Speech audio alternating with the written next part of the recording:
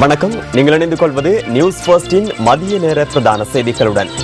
உங்களுடன் இணைந்து கொள்வது சிசிரகுமார் கிருஷாந்த்ராஜ். முதலில் தலைப்புச் செய்திகள். மத குழுக்களிடையே ஏற்படும் முரண்பாடுகள் தொடர்பில் ஆராய்ந்து தீர்வு வழங்குவதற்கு புதிய போலீஸ் பிரிவு ஒன்றை ஸ்தாபிக்க உள்ளதாக ஜனாதிபதி தெரிவிப்பு. கசினோ வர்த்தகத்தை நாட்டில் ஆரம்பிப்பதற்காக முன்னெடுக்கப்படும் முயற்சிகளுக்கு எதிர்ப்பு தெரிவித்து ஆர்ப்பாட்டம். பழைய ரயில் நிலையத்திற்கு அருகில் ரயிலில் மோதுண்டு ஒருவர் பலி. இந்திய மக்களவைத் தேர்தலில் தமிழகத்துக்கான வாக்குப்பதிவு பலத்த பாதுகாப்புக்கு மத்தியில் நடைபெற்று வருகின்றது. இனி விரிவான செய்திகள். மத குழுக்களிடையே ஏற்படும் முரண்பாடுகள் தொடர்பில் ஆராய்ந்து தீர்வு வழங்குவதற்கு புதிய போலீஸ் பிரிவு ஒன்றை ஸ்தாபிக்க உள்ளதாக ஜனாதிபதி மஹிந்த ராஜபக்ச தெரிவிக்கின்றார். இலத்திரனியல் மற்றும் அச்சு ஊடக நிறுவனங்களின் பிரதிநிதிகளை அலரி மாளிகையில் இன்று முற்பகல் சந்தித்த சந்தர்ப்பத்தில் ஜனாதிபதி இதனை குறிப்பிட்டுள்ளார். மத விவகார அமைச்சின் கண்காணிப்பின் கீழ் இந்த புதிய போலீஸ் பிரிவு ஸ்தாபிக்கப்பட உள்ளது.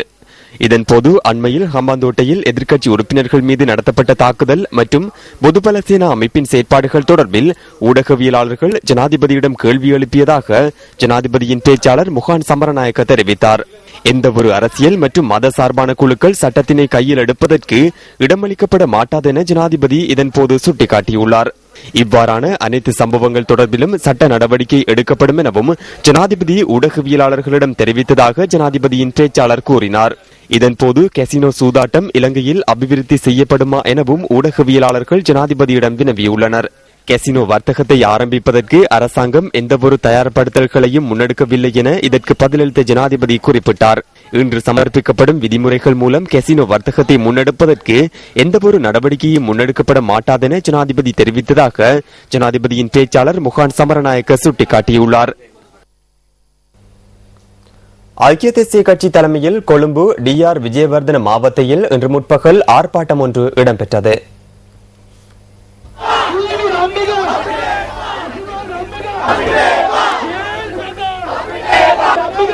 பாராளுமன்றத்தில் இன்று மாலை சமர்ப்பிக்கப்படவுள்ள சட்டமூலத்திற்கு ஊடாக கசினோ வர்த்தகத்திற்கான ஒதுக்கீடுகளை மேற்கொள்ள முயற்சிப்பதாக தெரிவித்து இந்த எதிர்ப்பு ஆர்ப்பாட்டம் முன்னெடுக்கப்படுகின்றது.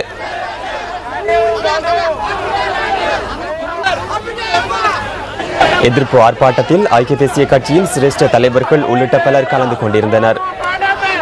எதிர்ப்பு ஆர்ப்பாட்டத்தின் போது DR விஜயவர்தன மாவட்டத்தின் ஊடான கொழும்பிற்கான ஒரு வழி போக்குவரத்துக்கு தடை ஏற்பட்டிருந்தது. இதேவேளை மூலோபாய செயல் நுணுக்க அபிவிருத்தி சட்டத்தின் கீழான 3 விதிமுறைகள் இன்று மாலை பாராளுமன்றத்தில் சமர்ப்பிக்கப்பட உள்ளன.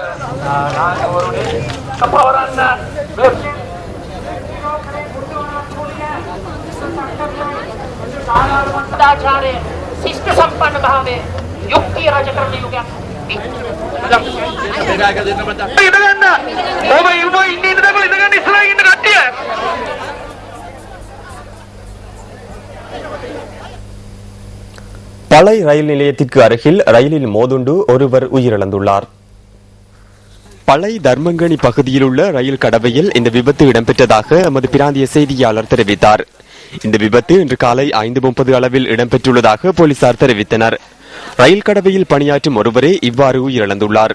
இந்த விபத்தில் பழைய இத்தாவில் பகுதியில் வசிக்கும் ஒரு பிள்ளையின் தந்தையான தங்கராசா சரத்குமார் என்பவரே இவ்வாறு உயிரிழந்துள்ளார். விபத்து தொடர்பான மேலதிக விசாரணைகளை பழைய போலீசார் முன்னெடுத்து வருகின்றனர். மாதுருவோயா காட்டுப்பகுதியில் பரவிய தீயினால் சேதம் ஏற்பட்டுள்ளது. தற்போது தீ கட்டுப்பாட்டுக்குள் கொண்டுவரப்பட்டுள்ளதாக எமது பிராந்திய செய்தியாளர் தெரிவித்தார்.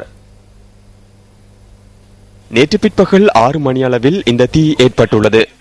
மாதுருவோயா காட்டுப்பகுதியில் ஏற்பட்ட தீ பின்னர் கொகுல்வெல, மல்தனிய மற்றும் குருளுவெவ பகுதிக்கு பரவியுள்ளது. ராணுவத்தினரின் ஒத்துழைப்புடன் இன்று காலை தீ கட்டுப்பாட்டுக்குள் கொண்டுவரப்பட்டதாக இடர் முகாமைத்துவ நிலையத்தின் புலனறுவை மாவட்ட இணைப்பதிகாரி காரியாலயம் தெரிவித்துள்ளது. பாடசாலை மாணவர்களின் ஊடக அறிவை மேம்படுத்தும் நோக்கில் நியூஸ் ஃபர்ஸ்ட் முன்னெடுத்து வரும் ஊடக செயலமர்வு நேற்று மாவனெல்லையில் நடைபெற்றது. மாவனல்ல ஹெம்மாதகம மகளிர் மகா வித்தியாலயத்தில் நியூஸ் ஃபர்ஸ்டின் 122வது ஊடக செயலமர்வு நடைபெற்றது. செய்தி அறிக்கையிடல் மற்றும் செய்தியுடன் தொடர்புடைய நுணுக்கங்கள் தொடர்பாக மாணவர்களுக்கு இதன்போது விளக்கம் அளிக்கப்பட்டது. நவீன ஊடகம் தொடர்பாக இந்த ஊடக செயலமர்வில் விளக்கமளிக்கப்பட்டதுடன் மாணவர்கள் தமது திறமையை வெளிப்படுத்துவதற்கும் சந்தர்ப்பங்கள் வழங்கப்பட்டன. ஹெம்மாந்தகம மகளிர் மத்திய கல்லூரியால் நியூஸ் ஃபர்ஸ்டுக்கு ஞாபகார்த்த பரிசும் வழங்கப்பட்டது. மாற்றுத்திறனுள்ள பிள்ளைகளை கற்றல் நடவடிக்கையில் ஈடுபடுத்துவது தொடர்பில் விழிப்புணர்வு கருத்தரங்கு அம்பாறையில் நேற்று நடைபெற்றது. இந்த நிகழ்வு அம்பாறை அட்டாளச்சேனை சுகாதார வைத்திய அதிகாரி காரியாலயத்தில் நேற்று பிற்பகல் நடைபெற்றது. மாற்றுத்திறனுடைய பிள்ளைகளின் பெற்றோர்களை விழிப்புணர்வு ஊட்டுவதற்காக இந்த கருத்தரங்கு ஏற்பாடு செய்யப்பட்டது. இந்த நிகழ்வில் அட்டாளச்சேனை சுகாதார வைத்திய அதிகாரி, பொது சுகாதார உத்தியோகத்தர்கள் மற்றும் மாற்றுத்திறனுள்ள பிள்ளைகளின் பெற்றோர்கள், பொதுமக்கள் என பலர் கலந்து கொண்டிருந்தனர். ஹசலக மொரையாய மினிபி பகுதியில் பொல்லால் தாக்கி மனைவியை கொலை செய்த கணவர் கைது செய்யப்பட்டுள்ளார். குடும்ப தகராறு காரணமாக நேற்றிரவு 7:30 மணி அளவில் இந்த கொலை சம்பவம் இடம்பெற்றுள்ளதாக போலீசார் தெரிவித்தனர். மினிபே பகுதியில் வசிக்கும் 63 வயதுடைய BM சார்ல்ஸ் எனும் ஒரு பிள்ளையின் தாயே இந்த சம்பவத்தில் உயிரிழந்துள்ளார். இந்த சம்பவம் தொடர்பில் நீதவான் விசாரணை இன்று இடம்பெறவுள்ளது. இதேவேளை மாத்தறை வெள்ளமடம கடற்கரையில் ஆண் ஒருவரின் சடலம் இன்று கண்டுபிடிக்கப்பட்டுள்ளது. அடையாளம் காண முடியாத அளவிற்கு இந்த சடலத்தின் முகம் மாற்றமடைந்துள்ளதாக போலீசார் தெரிவித்தனர். உயிரிழந்தவரை அடையாளம் காண்பதற்கான விசாரணைகளை போலீசார் ஆரம்பித்துள்ளனர். புத்தாண்டு காலத்தில் தெற்கு அதிவேக மார்க்கத்தில் பயணிகள் போக்குவரத்துக்கு ஈடுபடுத்தப்பட்ட 13 தனியார் பஸ்களின் சேவை எதிர்வரும் 28ஆம் திகதி வரை நீடிக்கப்பட்டுள்ளது. இதற்காக வழங்கப்பட்டிருந்த கால அவகாசம் 21ஆம் திகதியுடன் நிறைவடைந்ததாக தேசிய போக்குவரத்து ஆணைக்குழுவின் தலைவர் ரேணுகா துஷ்யந்த பெரேரா குறிப்பிட்டார். ஆயினும் பயணிகள் விடுத்த வேண்டுகோளின் பிரகாரம் இந்த நடவடிக்கை எடுக்கப்பட்டதாக அவர் கூறினார். இதற்கமைய மஹரகம காலி, மஹரகம மாத்தரை மற்றும் மஹரகம தங்காலை இடையே இந்த பஸ்கள் போக்குவரத்தில் ஈடுபட உள்ளதாக தேசிய போக்குவரத்து ஆணைக்குழுவின் தலைவர் மேலும் தெரிவித்தார். தெற்கு அதிவேக மார்க்கத்தின் போக்குவரத்து அட்டவணையை தயாரிக்கும் நடவடிக்கையை இந்த காலப்பகுதிக்குள் நிறைவு செய்ய எதிர்பார்த்துள்ளதாக அவர் கூறினார்.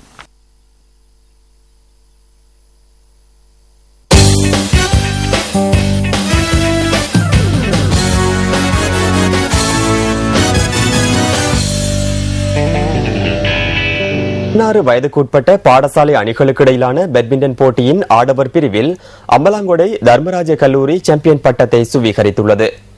மகளிர் பிரிவில் கொழும்பு விசாகா கல்லூரி வெற்றி பெற்றது. பண்டாரவளை புனித தோமஸ் கல்லூரியில் நடைபெற்ற 16 வயதுக்குட்பட்ட பாடசாலை அணிகளுக்கு இடையிலான பேட்மிண்டன் போட்டிகள் நேற்று நிறைவு பெற்றன. 4 நாட்களாக நடைபெற்ற இந்த போட்டியில் 110 பாடசாலை அணிகள் கலந்து கொண்டன. ஆடவர், மகளிர் அணிகள் 6 பிரிவுகளில் இந்த போட்டியில் பங்கேற்றிருந்தன. மகளிர் A பிரிவில் 2ஆம் இடத்தை காலி சவுத்லேண்ட் கல்லூரி பெற்றுக் கொண்டது. இந்த பிரிவில் சாம்பியன் பட்டத்தை கொழும்பு சிரிமாவோ பண்டாரநாயக்க வித்யாலயம் தன்வசப்படுத்தியது. ஆடவர் A பிரிவில் கொழும்பு ஆனந்தா கல்லூரி சாம்பியன் பட்டத்தை வெற்றி கொண்டது. இந்த பிரிவில் கொழும்பு ரோயல் கல்லூரி 2ஆம் இடத்தினை பெற்றுக் கொண்டது. சூப்பர் A பிரிவில் மகளிர் அணி சார்பாக கொழும்பு லின்சி மகளிர் கல்லூரி 2ஆம் இடத்தை தன்வசப்படுத்தியுள்ளது. இந்த பிரிவில் கொழும்பு விசாகா மகளிர் கல்லூரி சாம்பியன் பட்டத்தை சுவீகரித்தது. சூப்பர் A பிரிவில் ஆடவர் அணி சார்பில் மாத்தரை ராகுல கல்லூரி அணி 2ஆம் இடத்தினை பெற்றுக் கொண்டது.